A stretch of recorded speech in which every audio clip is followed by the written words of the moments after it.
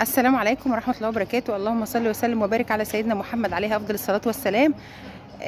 النهاردة إن شاء الله الاثنين موعدنا مع الأوبن داي بليز مامي، موجودين في الساحة الشعبية من الساعة 10 لحد الساعة 10 مساء بإذن الله، الاثنين والثلاث. الفكرة كلها أنا طبعا كنت بعمل أوبن داي من زمان، فكنت موقفة طبعا شوية، ففي مجموعة شباب كانوا حابين ينزلوا ويعرفوا الناس شغلهم، فتواصلوا معايا على الفيس والحمد لله نفذنا الفكره، وهم دلوقتي في القاعه بيفرشوا. تعالوا بقى نشوفهم كده.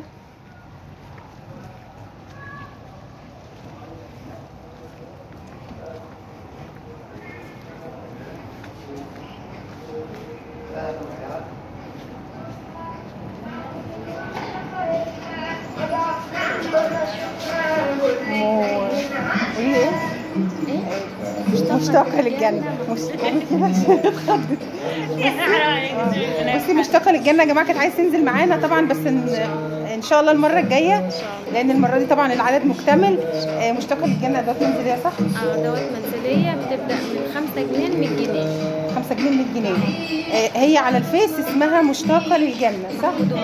محمود ومريم. عايزين نشجع مشتاقة للجنة يا جماعة، وهنعمل لها منشن في الفيديو ده ان شاء الله. لا لسه والله، لا هعمله كمان شوية. ده الشغل اللي معايا.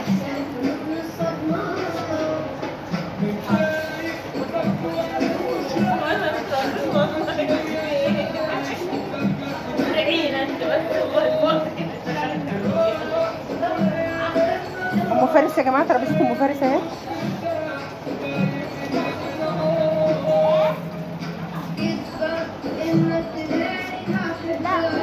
مش هجيب،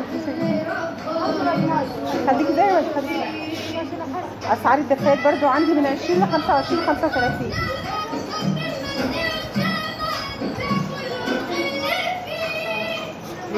طبعا احنا عايزين ندعم الشباب يا جماعه، لان دولت يعني بيشتغلوا شغل ما شاء الله عليهم. ده شغل ام لؤي،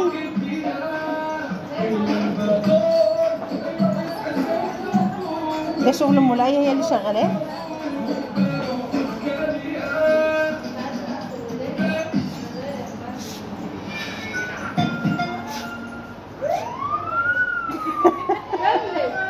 كاميرا ايوه كاميرا.